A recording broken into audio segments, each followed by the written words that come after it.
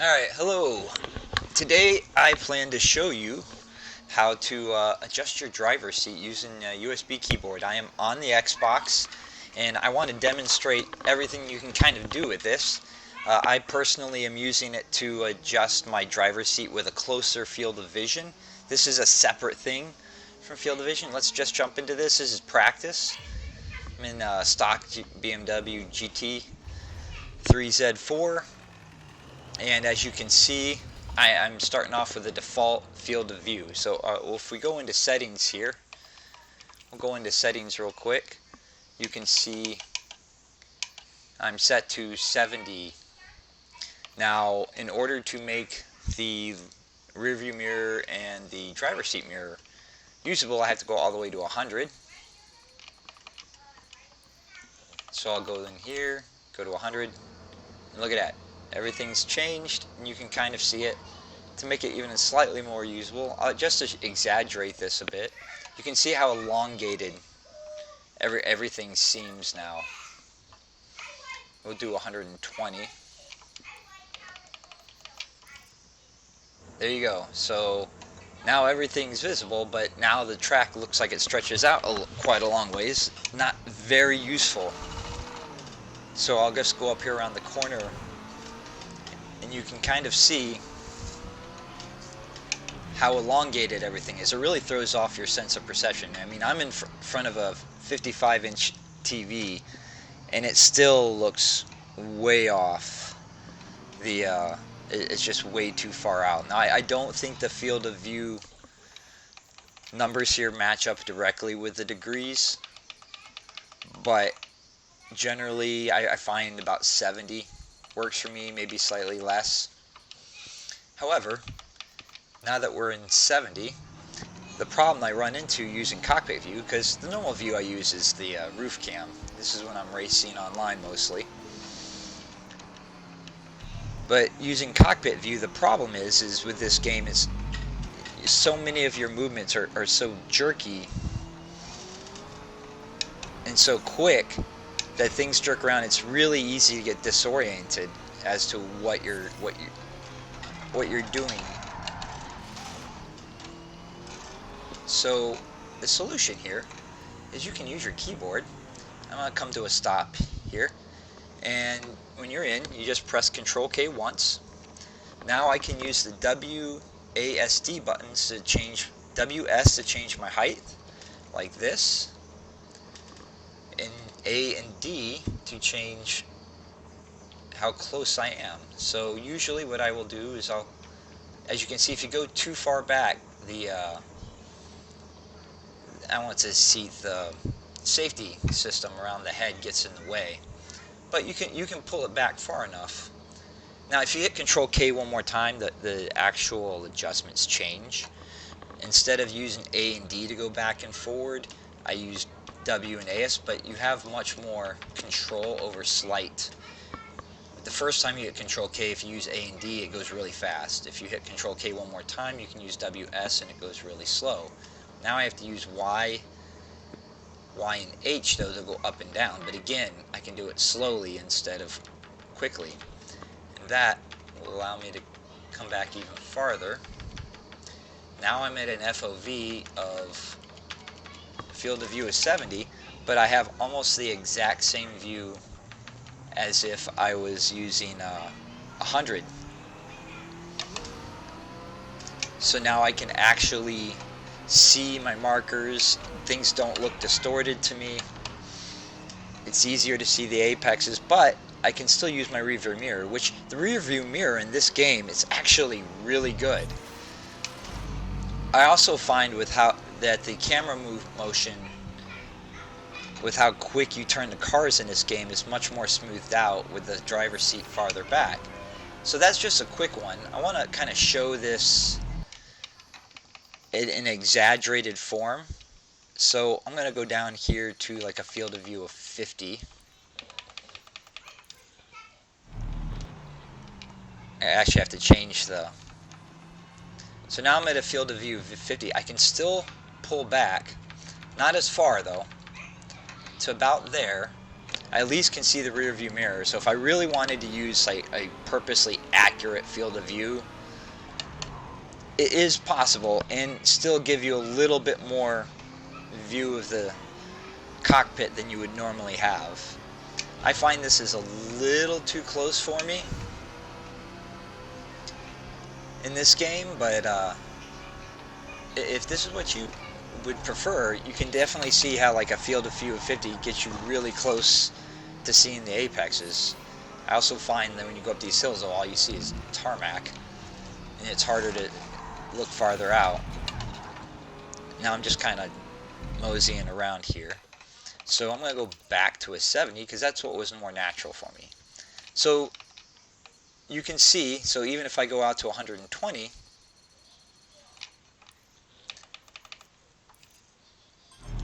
I have to actually switch. Now, yeah, look at my headless form. I can still pull the camera view in. Now I've got a field of view of 120 with a really close dashboard view. The thing that's interesting about this, though, is this is not just limited to the cockpit and helmet cam view.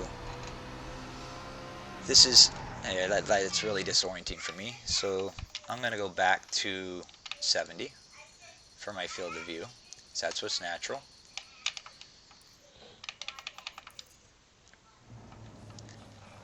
Come back to the cockpit.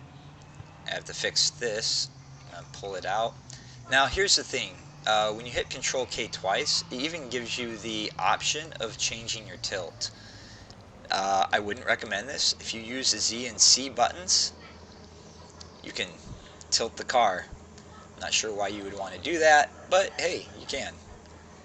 You got to get back. And if you're worried about messing things up, I really wouldn't, because you have to reset it. The game resets this every time. You have to set it every single time you jump in a race. So I find for me, I will hit Control K once. So right now I've hit it twice. If I hit it a third time, the buttons will do nothing. And it kind of resets the field of view as well. And the buttons do nothing. I'll hit it one more time so that it acts quickly. If I'm at the start of a multiplayer race, I can just quickly hit the D button, pull myself out, and boom, there I've got the field of view I want. And I can raise it a little bit. I tend to raise it just a little bit. You don't want to do too much because then your rearview mirror gets kind of in the way of your view. But it definitely helps you see and orient yourself to the car more.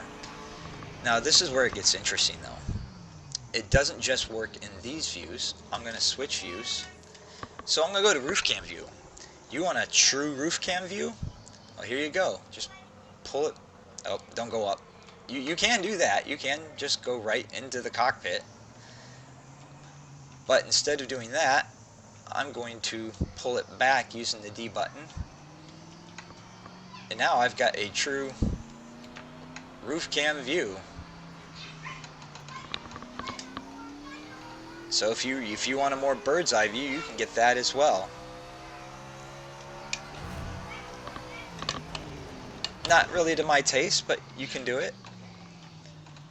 And if we really want to get funky, now this, if you want to drive in chase cam view, I find that the normal chase cam view doesn't really work with a wheel.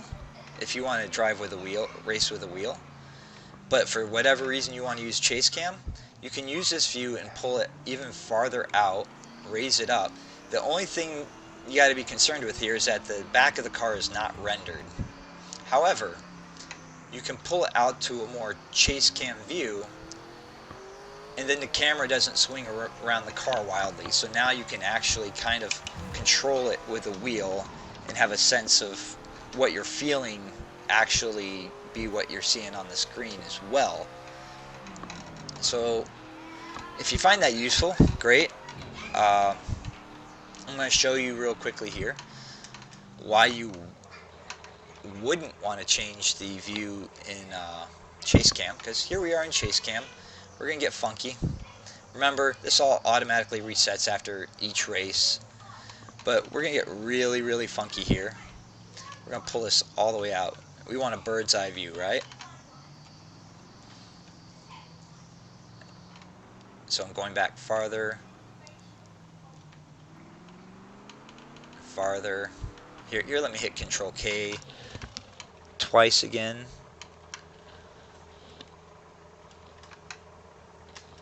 Just go back farther and farther and farther. This is going to show you what the actual camera does when you're in actual chase cam, and why if you ever try to use chase cam with a wheel, it doesn't really work that well.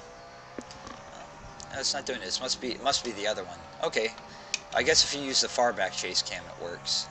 So you can get the bird's eye view, and you can definitely see who's trying to ram you.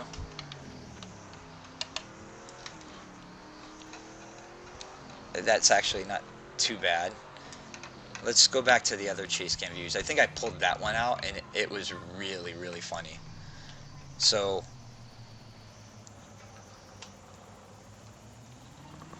the near chase cam view, like, yeah, you can see how much the camera moves with it, and it's really disorienting. So the far chase cam, if you're using a wheel, like I said, I'm more of a cockpit guy. I'll use roof cam, but now that I can actually change the field of view. Some things you can do in the other ones too, if you like bumper cam, but I remember one YouTuber, I believe it was Key, said he didn't like how close you were to the ground. Well, now you can actually change your height to be to a more natural, say on the hood, but you're still in that kind of in front of the car view. So it gives you a slightly more natural view for seeing the road. Again, we will switch to bonnet cam, or hood cam as I like to call it, from the US. Now you can pull back and get a greater view of your hood. I actually like this better than being an ornament on the front of your hood. It gives you more, kind of just a greater sense of where the car is. If you keep pulling back, you can actually go right back into the cockpit, which is kind of awkward. So most of these views, as you can see, if I pull it back, it's just like the roof cam. I could turn this into a roof cam just by raising the height. So now we've got, you know, what I might actually be racing with this weekend when SLR does its exhibition week, as opposed to my normal roof cam, with a more natural field of view. There's our awkward. You see how much that camera moves when you turn?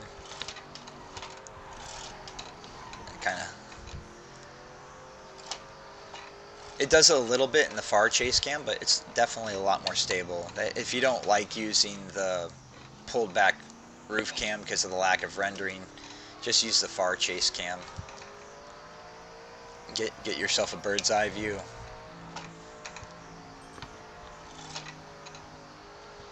So doing that really just about covers it. So just to recap, hit Control K once. You'll use Q and E to go left and right, W, S to go forward, or no, to go up and down, A and D to go forwards and back. If you hit Control K a second time, you'll use W and S to go forwards and back, A and D to go left and right, Y and H, I don't know why they're way out there, to go up and down, Z and C to tilt the angle of the car. And if you hit Control K a third time, it just resets it so that the keys do nothing. So I hope you find that useful. I'm going to jump over here into my more now natural, what's natural for me, and just kind of actually go at speed, pay attention to what I'm doing. And I actually found I've done my best time in a stock GT3 using this cam as opposed to using the standard rooftop cam that I would normally have used. Now let me see, I do want to see something. I believe if I hit Control K again, no, it doesn't fully reset the view. But if I want to bring it back, it's not that big a deal. I can just leave, or I can just pull it back in. Hit Control K one more. There we go. So if you want to raise your height so that you got a much more bird's eye view, you can do that as well. I find that a bit awkward. Just pull that back down. Bring it back in. But whatever you do, it does reset it. If you want to use this in multiplayer, you're going to have to figure out how to quickly get to your settings, because you're going to have about the three countdown, not 3 seconds. I don't believe it's a full 3 seconds, but I think it's longer than that. But either way, you won't be able to change it till you're inside your car in the view you want. So you just got to get used to changing it to whatever view you want really quickly. And for me, that's simply just being in my cockpit cam as my default camera. And if you hit Control K before you get in the game, it works. So once you're in, all I'd have to do is literally hit the D button. Oh, I'm in the wrong one now. All I literally have to do is hit the D button, and it will pull out my view quickly enough that I can be set and ready for the start of the race. So I hope you find this helpful. Let's just do a quick lap here. You can see the difference between doing this and the normal cockpit cam. I find it really useful, especially in a race. So I'll probably be streaming this weekend if you want to watch. It could be, I'm going to test this out, and you'll actually see how well the rear view mirrors actually work. It's pretty cool. Or even if they have the computer rear view screen, it's much easier to get it into view and use it as opposed to otherwise. And when you pull out like this, you can actually turn off all the UI, and you still kind of have everything you need. You don't know what place you're in, but if you're doing like practice here, on a lot of cars, the dash will tell you what your last lap time was, your sector times are. Depends on the car, but it is kind of a fun way to enjoy the game. So I hope you find this helpful. I'm gonna shut up for now and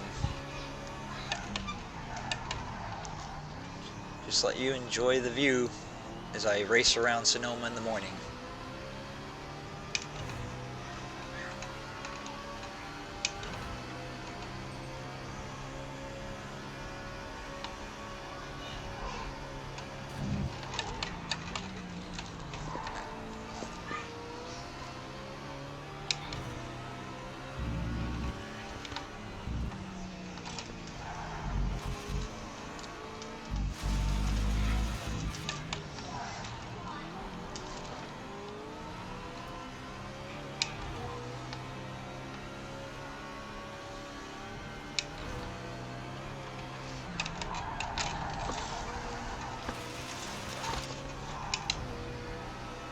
Mess that up a little bit.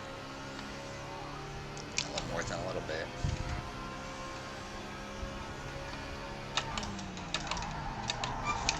Oh, don't want to downshift do not want to downshift the first there. Not in this car.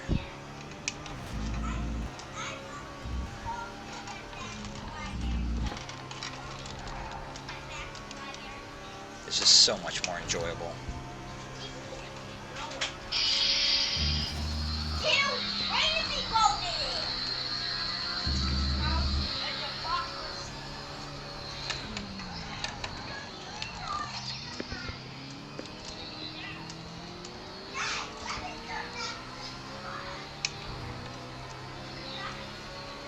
I'm not going to break 30. That's alright. Alright, I'm signing off. Thank you guys, and I hope this helps you out.